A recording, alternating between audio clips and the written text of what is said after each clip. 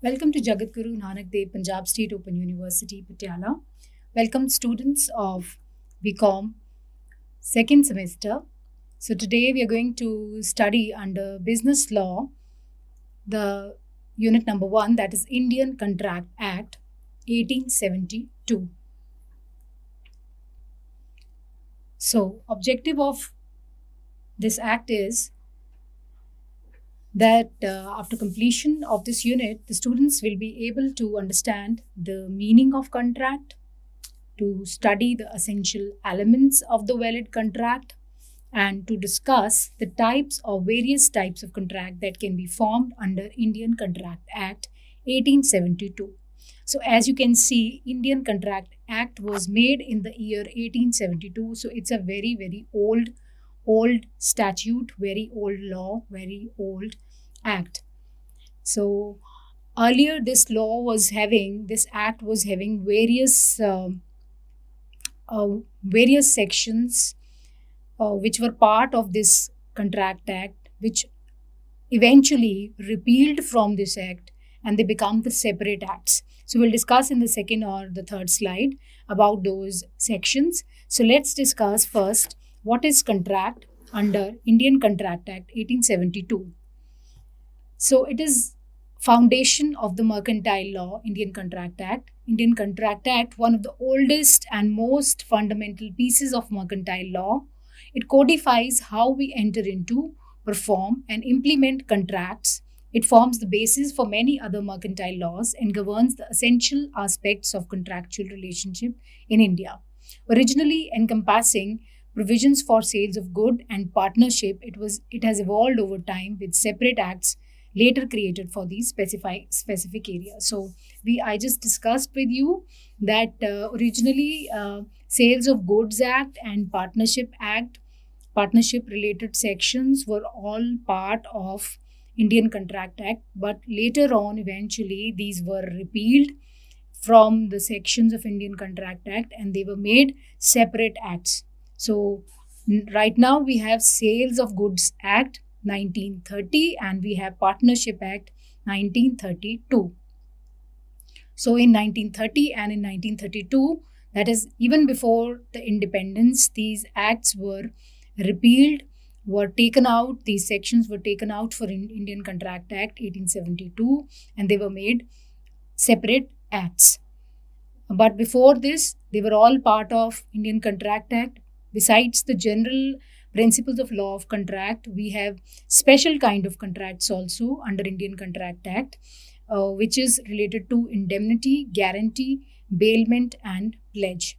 So this is just the overall glimpse of this Indian Contract Act, that what sections are involved in it, what they are related to, and what are the separate acts that has come out from this very particular statute, and what other kind of special kind of contracts like indemnity, guarantee, bailment, and pledge, which makes the chapter number 2nd and 3rd of your syllabus. That is all part of Indian Contract Act 1872. So next is structure and scope of Indian Contract Act. So general principles.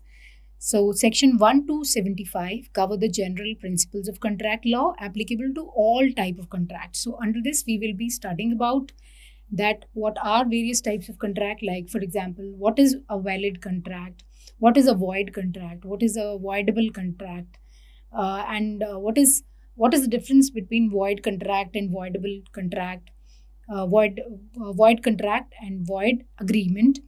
So, and we will be studying here the first of all the very basic thing, that what is contract first of all, right? So next is special contracts, as I've already discussed, section 124 to 238. So you can see 76 to 123, they eventually disappeared from this act and they become separate acts. So 76 to 123 sections, they become a separate act, that is Sales of Goods Act 1930, and 239 to 266 sections were related to partnership and they become a separate act, that is Partnership Act 1932. So special contracts are related to indemnity, guarantee, bailment, and pledge. So that makes the third chapter of your syllabus. So we will be discussing the special contract under section 124 to 238. Next is the legal definition. So contract is defined under section 2H. So basically जितनी भी definitions होती हैं एक act के अंदर, if you just understand any act, you will see the first section is related to extent, the name, what is the name of the act, when was it was established, in which year it was made, and what is the extent, whether it is applicable to whole of India or whether it is applicable to particular state or except certain states. So this is in section number 2 we study all the definitions. So section 2H, 2I, so all the definition, whether it is contract, whether it is agreement, whether it is consideration, whether it is offer, acceptance, so all these definitions would be there in section number 2.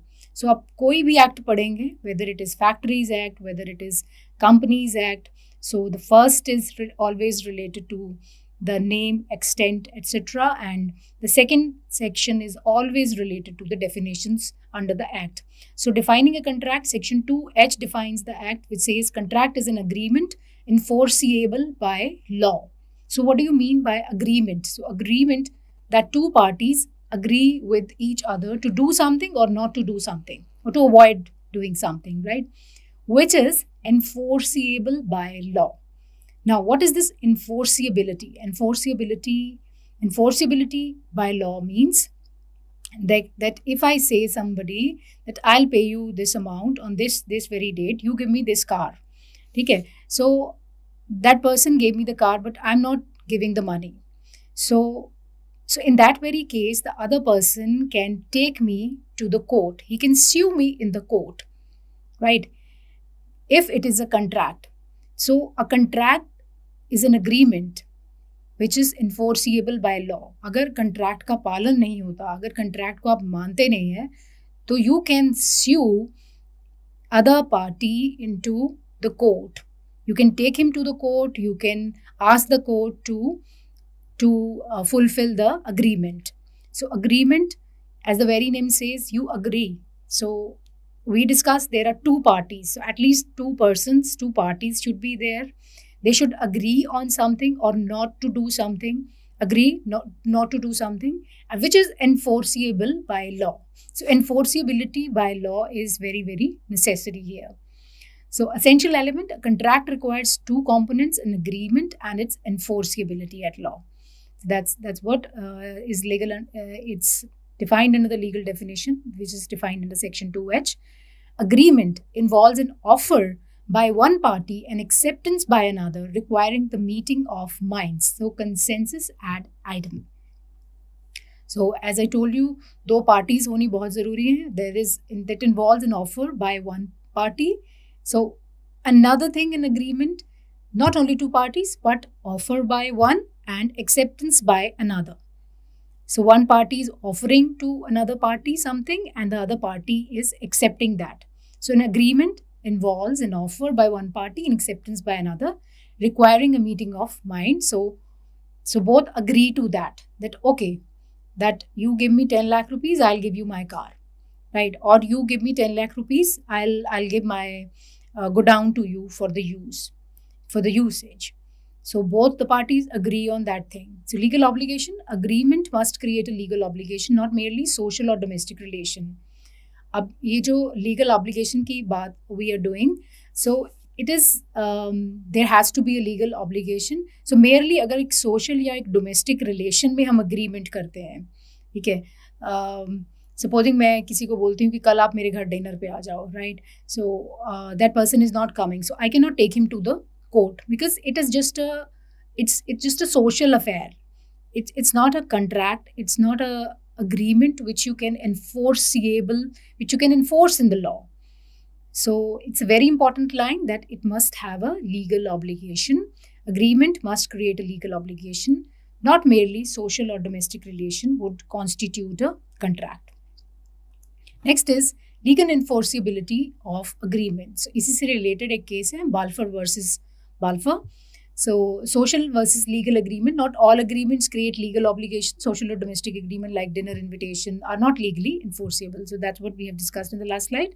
Walfer and Walfer's case, this landmark case established that agreements between spouses are typically not intended to create legal obligation unless explicitly acted. So what happened in this case in Walfer and Walfer? Mr. Walfer was employed in Ceylon, and Mrs. Walfer, owing to ill health, had to stay in England and could not accompany him to Ceylon. Mr. Walfer promised to send her rupees 30 per month while he was abroad. So, but Mr. Walfer failed to pay that amount. The court held that it was mere domestic agreement that the promise made by the husband in this case was not intended to have legal obligation. So in this case, the intention not to create a legal obligation was clear from the conduct of the party. If the parties specify or the circumstances indicate that the parties intend to create legal relationship, through it, even an agreement between husband and wife will be legally enforceable. On the contrary, if the two parties do not create lawful obligation explicitly, the agreement will be unenforceable, though it may be a trade agreement. So next is the rights in personam. Contract law creates rights in personam, that is against specific person, as opposed to rights in rem. So for example, if Mr. Andy owns a plot of land and Mr. Brown is the immediate neighbor, Mr. Andy has a right to complete possession and enjoyment of the land not only against Mr. Brown but against the whole world. So this right is right in rem, against the whole world. Right? अगर मेरे पास एक land है और एक कोई बंदा मेरा immediate neighbour है, तो वो जो मेरा right है that I have a complete possession, I can enjoy my land. So that is not against that neighbor only, that's against the whole world. So that's right against the whole world. Against, it's a right in rem. Now what is this rights in persona? Now Mr. X is entitled to receive a money from A. Now this right can be exercised by Mr. X only, and that too against Mr. A only. So this is right in personam. So the law of contract creates rights in personam as distinct from rights in rem. So rights in rem contract के अंदर नहीं आता, rights in personam की बात करते हैं हम contract के अंदर. Next is essential elements of a valid contract. So Indian Contract Act 1872 बात करता है contract के valid होने की या उसके void होने की. So one thing is there that if now what is valid, what is void? Valid is that if you have these, if you fulfill, if a particular agreement or a agreement become a contract, when these conditions fulfill, then it become a contract. So if these conditions are not fulfilled, it is not called invalid, it is called void contract. Void, which is not enforceable then. Right? Its enforceability in the law ceases to exist. So the first thing under essential element of the valid contract is offer in acceptance. So a lawful offer by one party must be lawfully accepted by the other. ठीक है, एक valid offer हो एक बंदे की तरफ से और दूसरा बंदा उसे एक्सेप्ट करे, lawfully accepted by the other. So again I'm using the word here, lawful offer, lawful acceptance. Intention to create legal relationship. Parties must intend to create legal obligation, not just social or domestic arrangement. So we have made it clear in the previous slides that social या domestic arrangement को आप contract नहीं मान सकते. Lawful consideration, something of value must be exchanged, whether money, goods, services or a promise. So in return, अगर मैं बोल रही हूँ कि आप मुझे इतने पैसे दो, आप मुझे कार दो, तो बदले में मैं आपको क्या दूंगी? In return, in exchange, what would I give to you?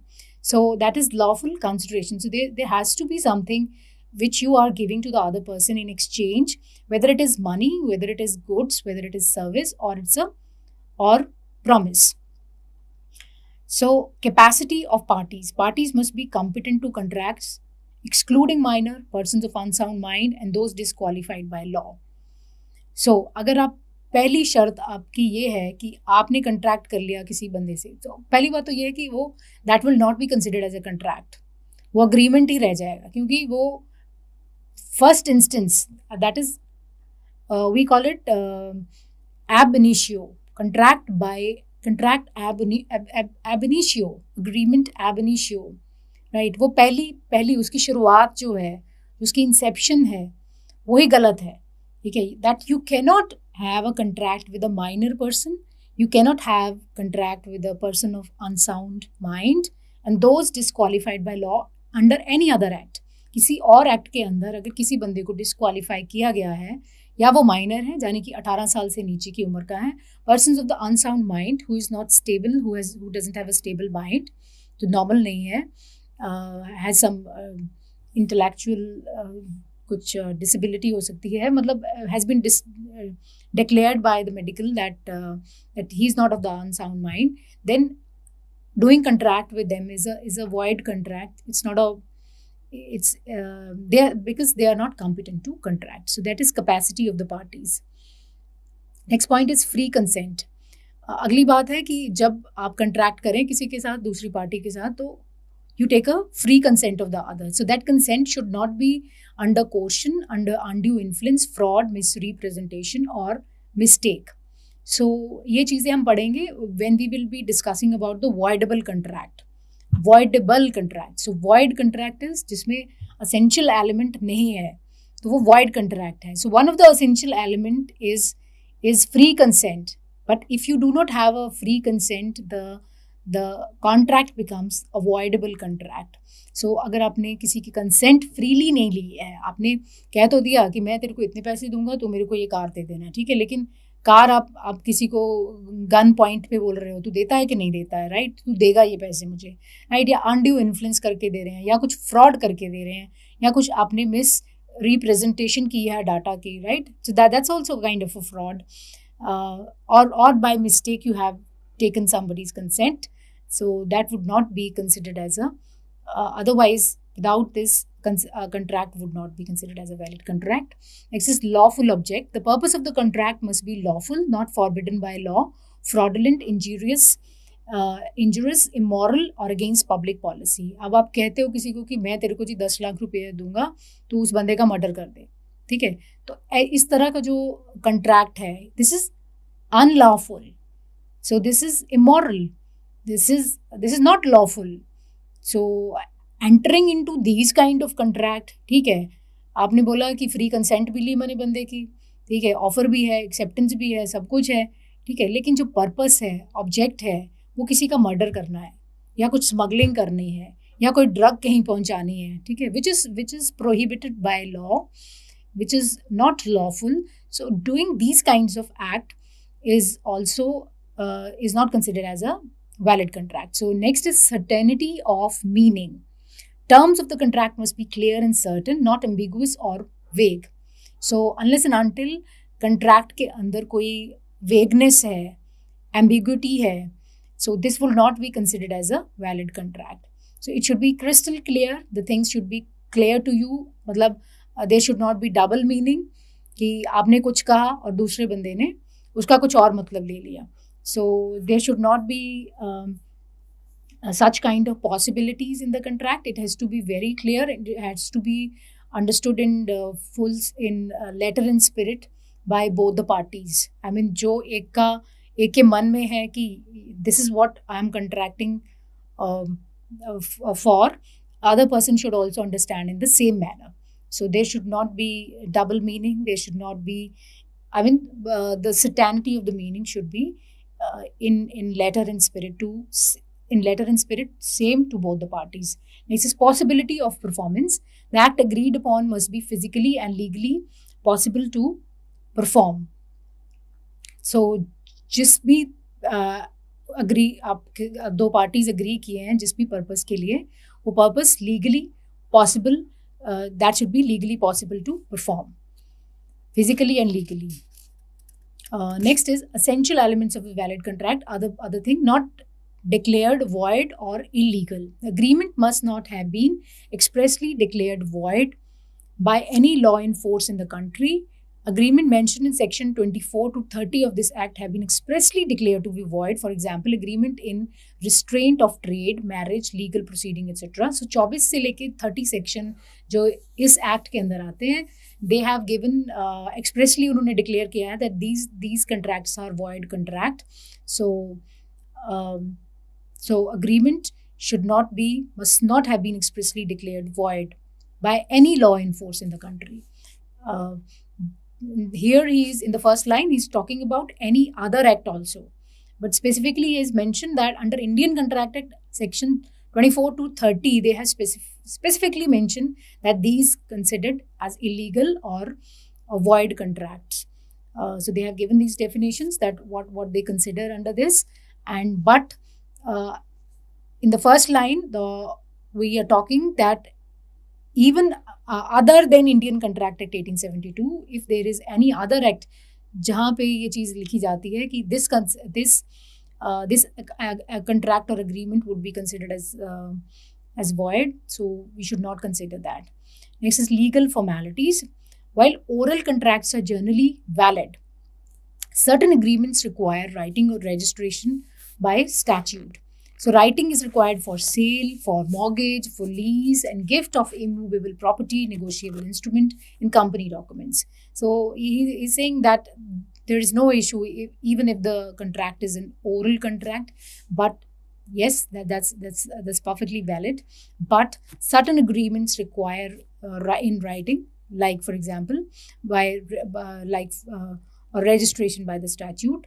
जैसे कि sale, mortgage, lease, gift of immovable properties, इससे रिलेटेड कोई भी अगर आपका कंट्रैक्ट है, आप करते हैं, कोई ज़मीन लीज पे देते हैं, कुछ मॉर्गेज रखते हैं, कुछ इमूवेबल प्रॉपर्टी किसी को गिफ्ट करते हैं, कुछ निगोशिएबल इंस्ट्रूमेंट से रिलेटेड हैं, कुछ कंपनी डॉक्यूमेंट से related, any agreement you do with the other party, so that has to be in writing. Next is Indian contract act. So far what we have discussed, Indian Contract Act provides a comprehensive framework for understanding and enforcing the contractual relationship by defining the essential elements of a valid contract and outlining the circumstances under which agreements become legally binding. It serves as a cornerstone of mercantile law in India, from offer and acceptance to the necessity of lawful consideration and free consent. Each component plays a crucial role in ensuring fair and enforceable agreements. As business and individual navigate the complexity of contractual obligations, a thorough understanding of these principles become invaluable. And the Act's provision not only guide the formation of contract but also protect the right of parties involved, fostering a stable and predictable legal environment for commercial transactions. So far we have just discussed about what is Contract Act, what are the various sections under Indian Contract Act, what are the other acts that were earlier part of Indian Contract Act, but later on they become the separate acts. We discussed here about what is contract, how it is different from agreement. Agreement plus enforceability of law is called a contract, but besides that, other essential elements should also be present in a valid contract. So we discussed all these points in this particular video. I hope this would be beneficial to you. Thank you so much.